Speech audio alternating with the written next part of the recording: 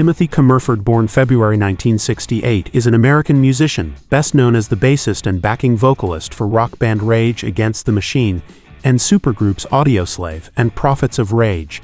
Since 2013 and 2015, he has also been the lead singer and bassist of the bands Future User and Wakrat. Commerford was born on February 1968 in Irvine, California. Growing up, his musical idols were Gene Simmons, Sid Vicious, Steve Harris, and Geddy Lee. In 1991, following the breakup of the band Lockup featuring guitarist Tom Morello, the band's drummer Jon Knox encouraged Commerford and Zack de la Rocha to jam with Tom Morello. Tom soon called drummer Brad Wilk, who had unsuccessfully auditioned for Lockup. This lineup went on to form Rage Against the Machine. After frequenting the LA club circuit, Rage Against the Machine signed a record deal with Epic Records in 1992. That same year, the band released their self-titled debut. They achieved a phenomenal amount of mainstream success and released 3 more studio albums. Commerford's appearances on Rage Against the Machine's studio records have been marked with a running joke where his credits on the record were under humorous nicknames such as Why Tim K or Tim.com. On September 2000, Commerford climbed atop onstage scaffolding during the MTV Music Video Awards and disrupted the proceedings when Limp Bizkit won an award. Commerford was arrested that evening, and a disgruntled De La Rocha quit the band soon after. On September 2000, Rage Against the Machine performed the final concert of their original incarnation at the Grand Olympic Auditorium in Los Angeles. After Zack de la Rocha left Rage Against the Machine, music producer Rick Rubin suggested the 3 remaining members of Rage get together with then-former Soundgarden singer Chris Cornell and see what happens. By May 2001, they had begun to work in the studio writing their first song, Light My Way. By April 2002, the newly formed band had split due to outside pressures, mainly from management companies. They soon got back together, though, and on November 2002 they released their eponymous debut, which would attain triple platinum status.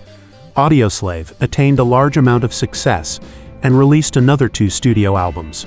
On May 2005, Audioslave played a free concert in front of 65,000 Cuban fans, becoming the first American rock band to play a concert within Cuba. On February 2007, Chris Cornell officially announced his departure from Audioslave, thus disbanding the group. On April 2007, Rage Against the Machine reunited at the Coachella Music Festival.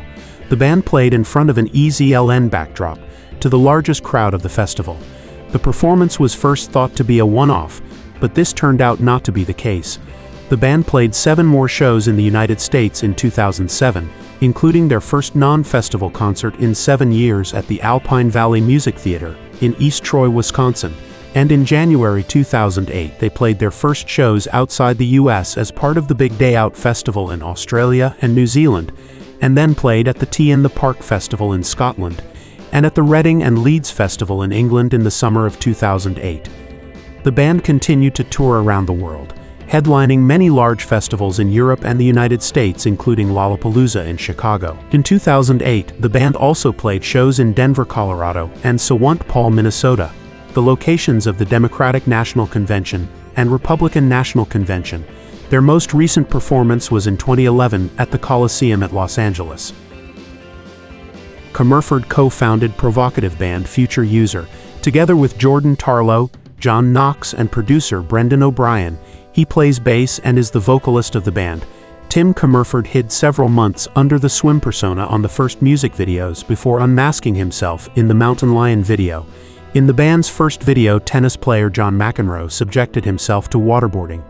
The Mountain Lion video featured road racing cyclist Lance Armstrong, a close friend of Commerford. While a skateboarding, Commerford appears to inject himself with a steroid. In 2015, he formed punk and hardcore influence band named Wakrat. The band also features drummer Matthias Wakrat and guitarist Laurent Grandjean. The band debuted their first single, Knucklehead, in September 2015. In 2022, Tim Commerford launched a new project, 7D7D, with Matthias Wakrat and Johnny Polanski. The group debuted their first single, Capitalism, in November.